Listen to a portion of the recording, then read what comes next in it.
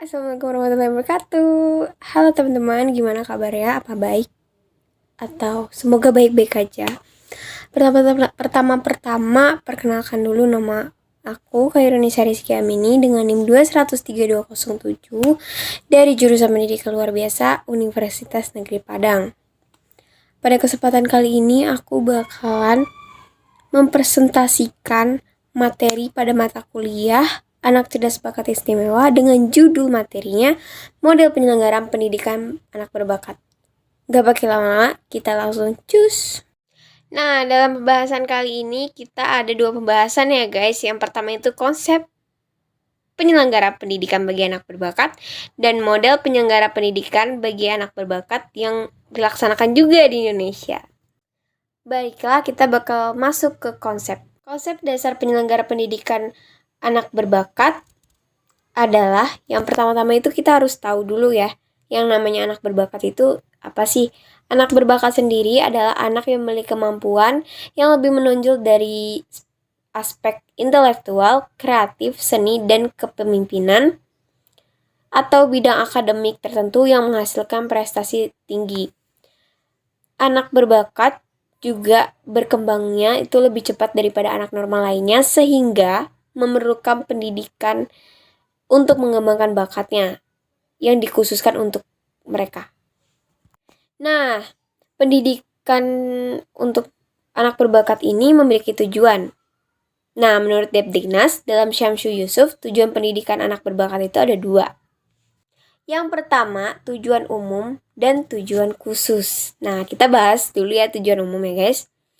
Jadi, tujuan umum anak berbakat adalah yang pertama, memenuhi kebutuhan peserta didik yang memiliki karakteristik spesifik dari segi perkembangan kognitif dan afektif.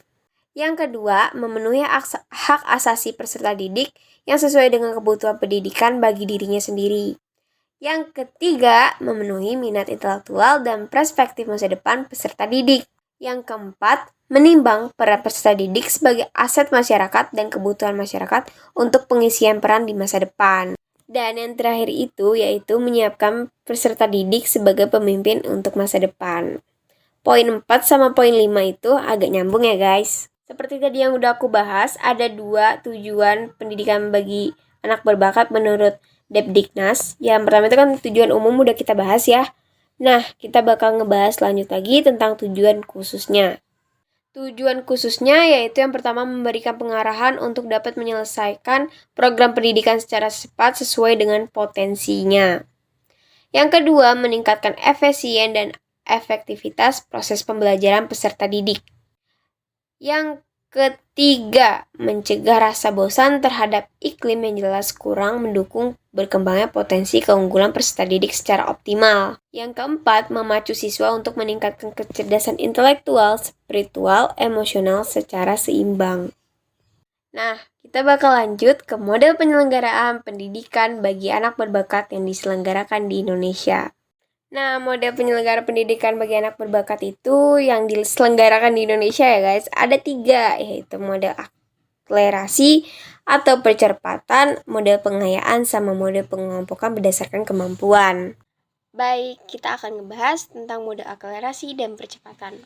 Model akselerasi tidak hanya diartikan sebagai cara untuk mempercepat penyelesaian studi agar lulus lebih awal, tetapi lebih menekan kepada kebutuhan belajar siswa berbakat agar meningkatkan produktivitas, efisiensi, efektivitas belajar mereka.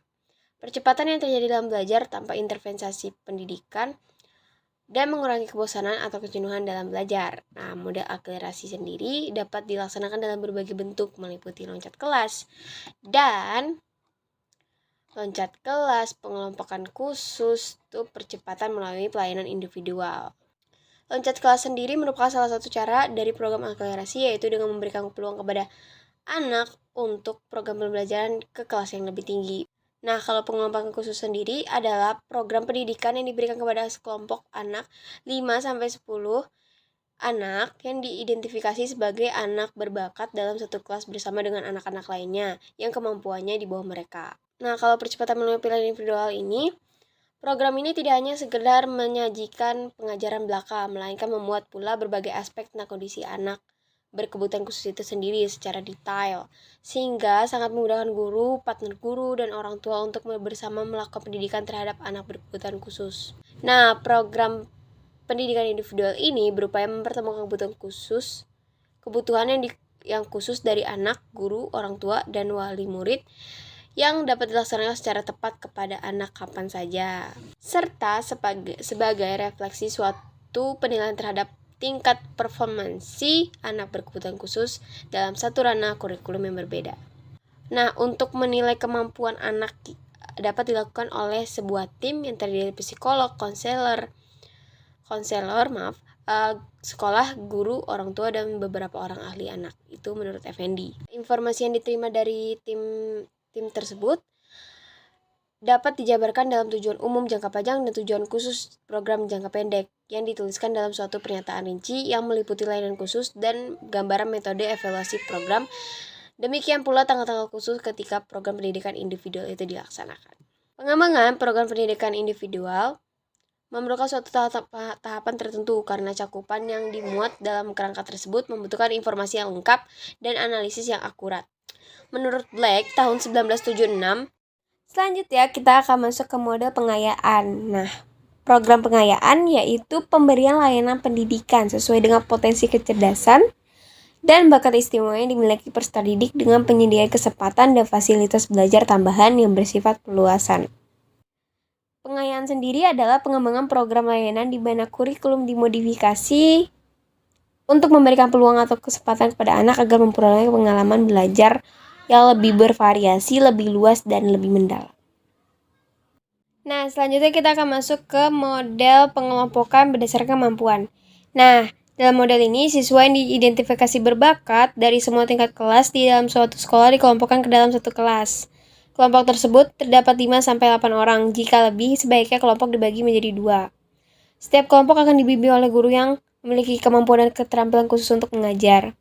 Alasan pemberian layanan pendidikan melalui model layanan yang bersifat pengelompokan berdasarkan kemampuan, yaitu anak lebih mendalami materi pelajaran, mempersiapkan anak untuk belajar lebih lanjut, dan mempersiapkan anak untuk menghadapi event penting seperti lomba.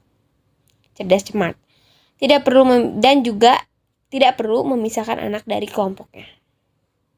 Dan juga terdapat pula model atau sistem layanan pendidikan bagi anak berbakat lainnya, itu seperti sekolah khusus, kelas khusus, dan kelas integrasi. Baiklah, sekian presentasi dari saya. Wassalamualaikum warahmatullahi wabarakatuh. Jika ada salah kata, mohon dimaafkan. Dadah teman-teman.